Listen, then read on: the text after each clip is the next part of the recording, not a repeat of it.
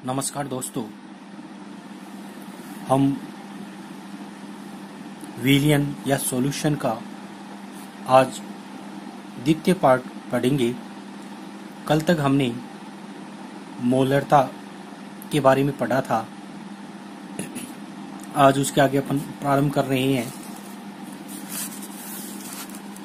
दूसरा अपना विलयन की जो सांद्रता होती है वह कहलाती है मोललता। मोललता को रिप्रेजेंट किया जाता है स्मॉल m द्वारा। किसी जो विलयन होता है उस विलयन में विलय के मोलों की संख्या जो 1 kg विलायक में विलय होती है।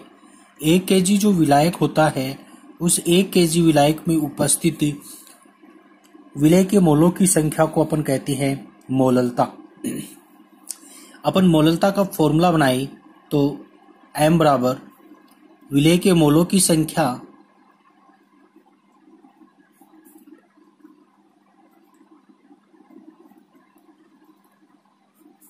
विलय के मोलों की संख्या अपॉन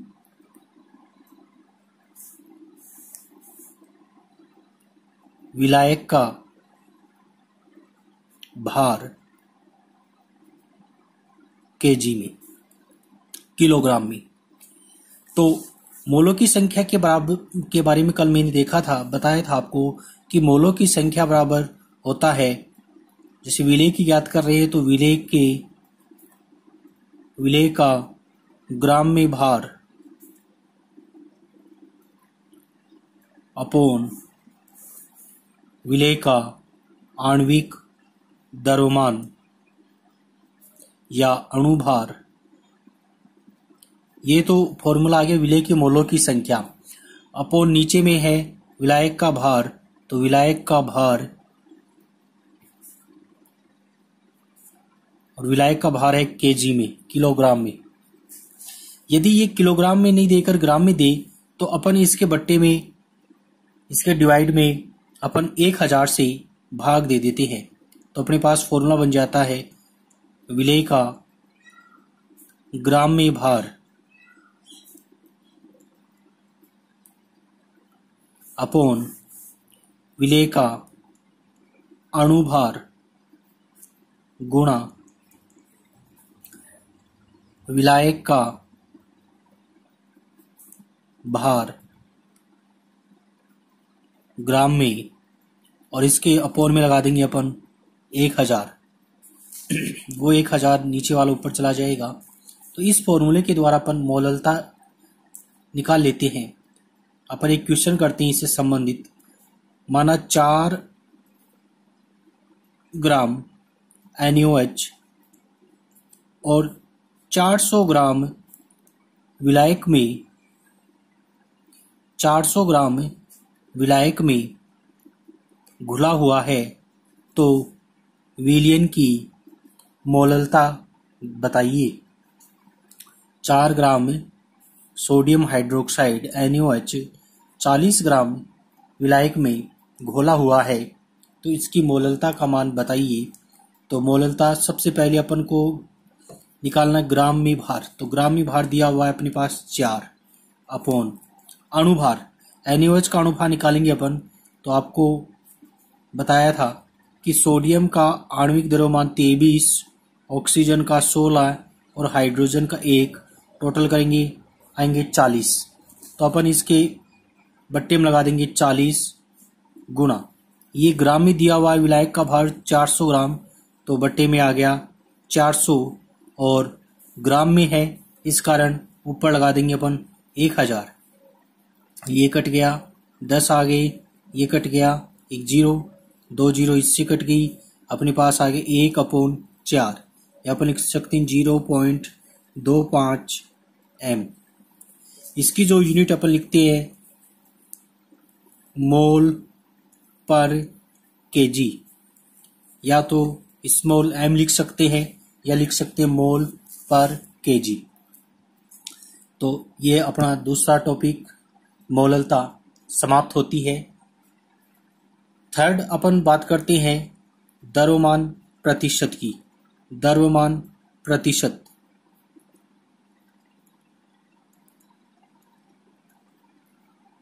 जिसको अपन W/W भी लिख सकते हैं। इसका मतलब ये है कि कोई विलेय पदार्थ है वह उस विलयन के 100 ग्राम भार में कितनी मात्रा में उपस्थित है तो वह कहलाती है उसकी प्रतिशतता। कोई विलेय पदार्थ का कितना भाग जो है वह विलयन के 100 ग्राम भार में उपस्थित है वह द्रव्यमान प्रतिशत कहलाती है। अपन W/W बराबर प्रतिशत निकालना है तो प्रतिशत बराबर विलेय का ग्राम में मात्रा, विलेय की ग्राम में मात्रा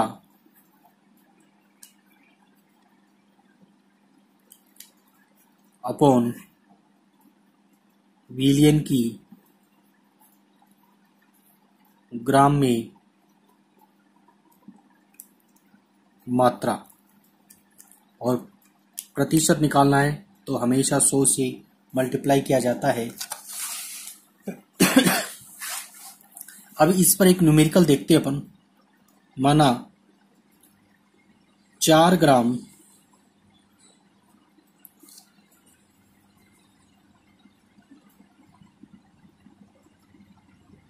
NaOH और 400 ग्राम विलयन में घुला हुआ है। 4 ग्राम NaOH 400 ग्राम विलयन में घुला हुआ है तो विलयन का द्रव्यमान प्रतिशत बताइए। तो ऊपर सबसे पहले अपन लिखेंगे विलेय की ग्राम में मात्रा, तो वह है 4 अपॉन विलयन की ग्राम में मात्रा। टोटल कितना है विलयन, तो यह है 400 और प्रतिशत के लिए हमेशा लगाया जाता है 100, तो अपने पास आ जाएगा 1%। Next question.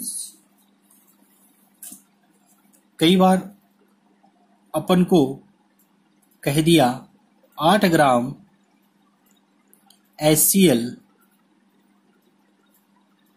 400 ग्राम जल में घुला हुआ है, तो यहां पर जल जो है वह एक विलायक का काम करेगा।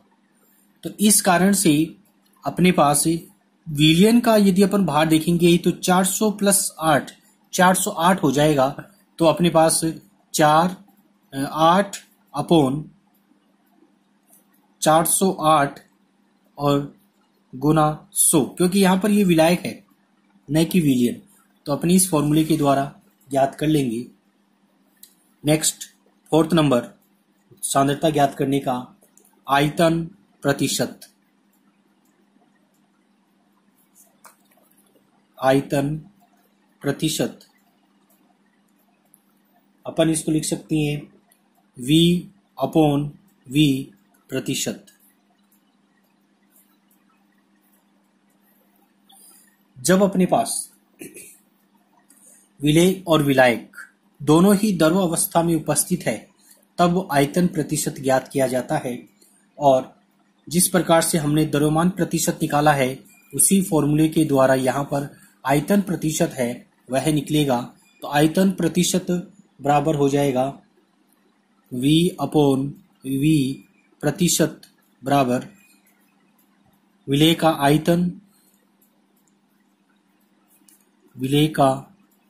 आयतन अपॉन विलयन का आयतन। विलयन का आयतन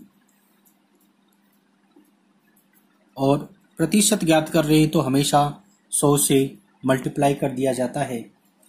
तो जैसे अपन इससे संबंधित कोई न्यूमेरिकल देखें, जैसे 4 ml, विलियन का आयतन अपन ml में ले लें।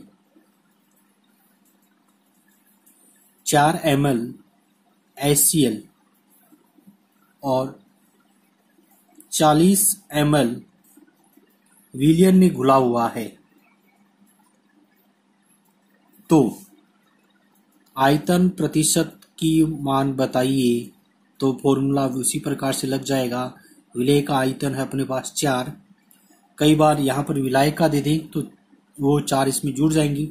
अब ये विलियन का है, सॉल्यूशन का है, तो सॉल्यूशन में टोटल आ जाएंगे सॉल्यूशन का 40, और प्रतिशत ज्ञात करने के लिए हमेशा लगा दिया जाता है 100 से मल्टीप्लाई। 1 से 0 कट गया, 4 से 4 कट गए, उत्तर आ गया 10 V/V प्रतिशत।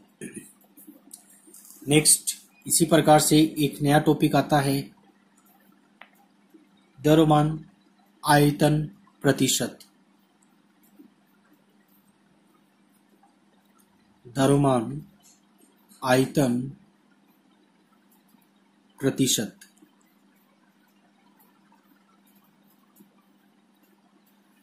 जिसको अपन लिख सकते हैं W/V प्रतिशत।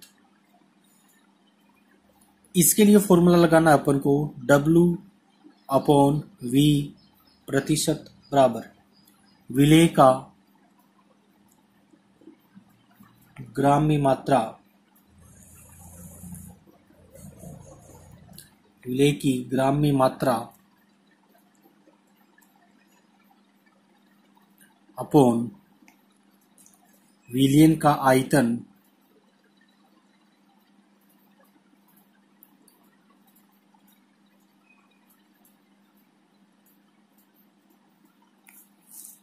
और प्रतिशत निकालने के लिए 100 से मल्टीप्लाई कर देते हैं। तो ये मुख्य रूप से और भी कई सांद्रता ज्ञात करने के मात्रक होते हैं, जैसे नॉर्मलता, फॉर्मलता, लेकिन वह अपने सिलेबस में नहीं है, इस कारण अपन यहाँ नहीं पढ़ेंगे। नेक्स्ट आगे अपन नया टॉपिक चालू करते हैं आज, विलेयता, सोल्युबिलिटी। विलेयता या सोल्युबिलिटी किसको कहते हैं? तो सबसे पहले अपन बात करें कि एक निश्चित ताप पर, कोई निश्चित ताप है, उस निश्चित ताप पर 100 ग्राम द्रव्य,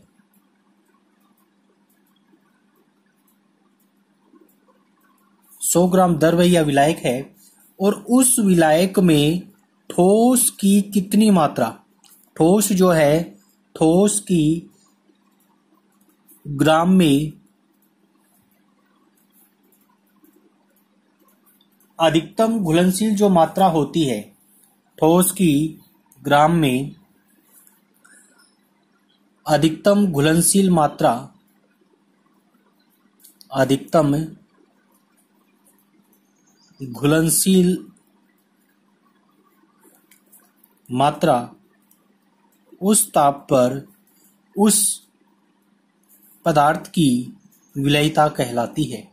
एक बार पुनः सुनते हैं कि एक निश्चित ताप पर 100 ग्राम द्रव्य में ठोस की ग्राम में अधिकतम घुलनशील मात्रा ही उसकी विलेयता कहलाती है। अब अपन इस लेशन में 2 तरह की विलेयता पढ़ेंगे।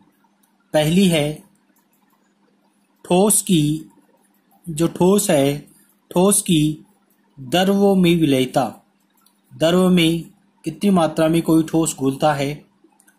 और दूसरी प्रकार की जो अपने पास विलेयता पढ़ेंगे, वह पढ़ेंगे अपन गैस की द्रव्यों में विलेयता। तो अपन यहाँ पर 2 प्रकार की विलेयता पढ़ेंगे। पहली विलेयता होगी ठोस की द्रव्यों में विलेयता, और दूसरी होगी गैस की द्रव्यों में विलेयता। दो प्रकार की विलयता पढ़ेंगे, ठोस की द्रव्यों में विलयता और गैस की द्रव्यों में विलयता। तो अपना पहला टॉपिक चालू करते हैं अभी अपन विलयता में, ठोस की द्रव्यों में विलयता।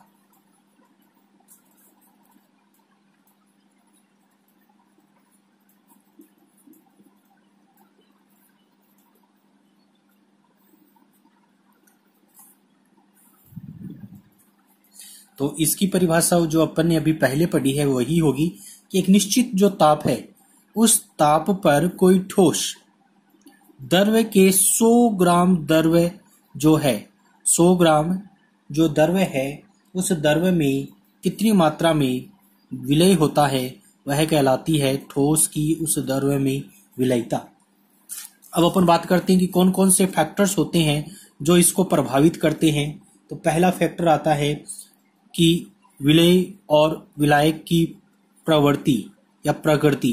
विलय और विलायक जो है, ठोस और द्रव्य है, उनकी प्रकृति किस प्रकार की है। तो ठोस और द्रव्य की प्रकृति। अब कोई भी जो ठोस होता है वह दो प्रकार का होता है, एक होते हैं ध्रुवीय और दूसरे होते हैं अध्रुवीय। दो प्रकार के ठोस होते हैं, ध्रुवीय और अध्रुवीय। ध्रुवता जिसमें पाई जाती है, जिसमें पॉजिटिव और नेगेटिव टर्मिनल्स होते हैं, वो ध्रुवीय होते हैं। जैसे अपन बात करें KCl, NaCl आदि। अध्रुवीय जिसमें ध्रुवता नहीं पाई जाती है, जैसे आयोडीन, सल्फर आदि। तो जो ध्रुवीय जो यौगिक होते हैं वह ध्रुवीय विलायकों में विलय होंगे, यानी ध्रुवीय जो द्रव्य होंगे। जैसे अपन बात करते हैं जल, जबकि अध्रुवीय जो अपने पास ठोस है, आयोडीन, सल्फर, वह अध्रुवीय। जैसे अपन बात करते हैं carbon tetrachloride, carbon disulphide, ये अध्रुवीय विलायक है। उन अध्रुवीय विलायकों में ही विलय होंगे। ध्रुवीय ध्रुवों में विलय होते हैं और अध्रुवीय अपन बात करते हैं वह अध्रुवीय विलायकों में ही विलय होती है। किसी भी जो विलयता होती है उसको दो फैक्टर प्रभावित करते हैं। पहला फैक्टर्स तो होता है उसकी जल योजन ऊर्जा, और दूसरी प्रकार की जो ऊर्जा होती है वह होती है जालक ऊर्जा। जैसे अपन बात करें सोडियम और क्लोराइड, ये सोडियम क्लोराइड है, एक निश्चित बंध के द्वारा बंधा हुआ है। इस बंध को तोड़ने के लिए जो ऊर्जा की आवश्यकता होती है, यानी जिस बंध के द्वारा, जिस एनर्जी के द्वारा ये बंधे रहते हैं, उस ऊर्जा को कहते हैं अपन जालक ऊर्जा या क्रिस्टलीय ऊर्जा। जालक ऊर्जा या क्रिस्टलीय ऊर्जा, जिस ऊर्जा के द्वारा कोई एक यौगिक आपस में बंधे हुए होते हैं वह ऊर्जा कहलाती है जालक ऊर्जा। या किसी बंध को तोड़ने के लिए जो ऊर्जा की आवश्यकता होती है उसको अपन कहते हैं जालक ऊर्जा। दूसरे प्रकार की ऊर्जा जो होती है, जब आप किसी विलायक में अपन किसी पदार्थ को डालते हैं, तो जब ये एक दूसरे के संपर्क में आते हैं तो इसके फलस्वरूप उत्सर्जित हुई ऊष्मा, जो उत्सर्जित ऊष्मा जो होती है, जब किसी विलायक के संपर्क में कोई ठोस पदार्थ आता है तो उस विलायक के द्वारा ऊर्जा उत्सर्जित होती है, उस ऊर्जा को अपन कहते हैं जल योजन ऊर्जा। अब माना जालक ऊर्जा का मान तो ज्यादा है और जल योजन ऊर्जा जो है वह कम है। मान लो इस बॉन्ड को तोड़ने के लिए ज्यादा की ऊर्जा की आवश्यकता, लेकिन यहां से उत्सर्जित हुई ऊष्मा कम है, तो वह यौगिक अविलय रहेगा, घुलेगा नहीं। कब? जब जालक ऊर्जा क्या होगी? अधिक होगी। जालक ऊर्जा यदि अधिक होगी तो वह यौगिक कैसा रहेगा? अविलय रहेगा। दूसरी, इसके जस्ट अपोजिट, यदि जल योजन ऊर्जा का मान तो अधिक है यदि जब ये संपर्क में आए और ज्यादा मात्रा में ऊर्जा उत्सर्जित हो जाए, और जालक ऊर्जा है उसको तोड़ने के लिए कम ऊर्जा की आवश्यकता होती है। तो जल योजन ऊर्जा अधिक, जालक ऊर्जा कम है, तो वह यौगिक सरलता से विलय हो जाएगा। तो पहला फैक्टर हुआ विलय। विलायक की प्रकृति किस प्रकार की है? ध्रुवीय जो होंगे वह ध्रुवियों में विलायक होंगे, और अध्रुवीय जो होते हैं वह अध्रुवीय विलायकों में विलय होते हैं। किसी भी पदार्थ की विलयता को दो फैक्टर प्रभावित करते हैं। पहली जल योजन ऊर्जा, दूसरी जालक ऊर्जा। जल योजन वह ऊर्जा होती है जब कोई ठोस पदार्थ किसी द्रव के संपर्क में आता है तो इसके फलस्वरूप द्रव के द्वारा उत्सर्जित हुई ऊर्जा जो होती है। दूसरी जालक ऊर्जा। जालक ऊर्जा वह ऊर्जा होती है जिसके द्वारा कोई ठोस जो है वह आपस में जुड़े हुए होते हैं, वह ऊर्जा कहलाती है जालक ऊर्जा। दूसरा फैक्टर जो आता है वह आता है ताप, टेम्परेचर। ताप के आधार पर कोई भी रासायनिक अभिक्रिया दो प्रकार की होती है। पहली प्रकार की होती है ऊष्मा शोषी,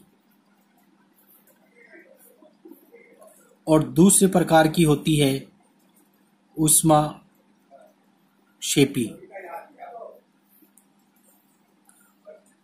एक होती है एंडोथर्मिक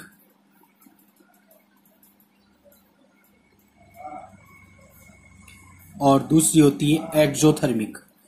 दो प्रकार की केमिकल रिएक्शन होती है। एक होती है ऊष्मा शोषी एंडोथर्मिक, जिनको संपन्न करवाने के लिए ऊष्मा की आवश्यकता होती है,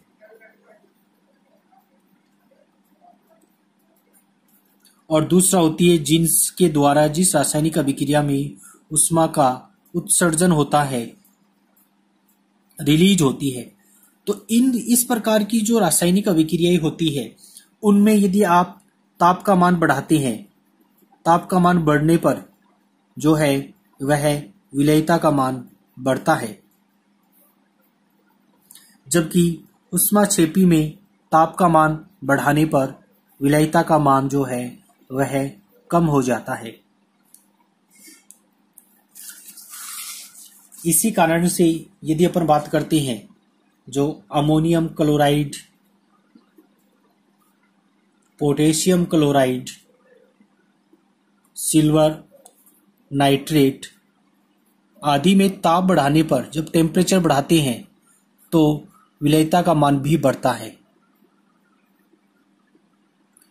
क्योंकि ये सभी के सभी जो पदार्थ होते हैं वह ऊष्मा शोषी या एंडोथर्मिक होते हैं। दूसरे अपन बात करें जैसे सोडियम हाइड्रोक्साइड, कैल्शियम एसीटेट,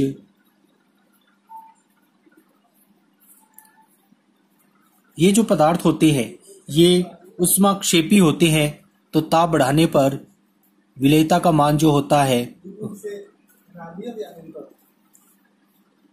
तो इनकी जो विलयता जो है वह घट जाती है।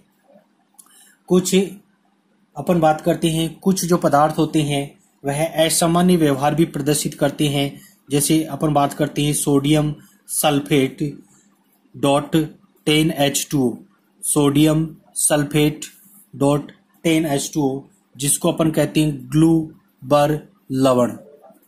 ग्लूबर लवण, ग्लूबर लवण। ये ग्लूबर जो लवण होता है यह पहले ताप बढ़ाते हैं तो इसकी जो विलयता जो होती है टेम्परेचर बढ़ाने पर, पहले यदि आप ताप बढ़ाओगे तो विलयता का मान बढ़ता है, और ज़्यादा यदि आप ताप बढ़ा देते हो तो विलयता घटने लग जाती है। विलयता जो है वह घटने लग जाती है।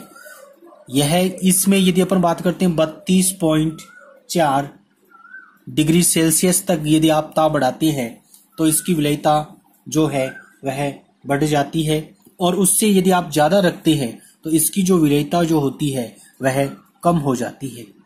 तो ये अपना पहले प्रकार की जो विलेयता थी वह कंप्लीट होती है। दूसरे प्रकार की विलेयता अपन नेक्स्ट इसके थर्ड पार्ट में पढ़ेंगे। धन्यवाद।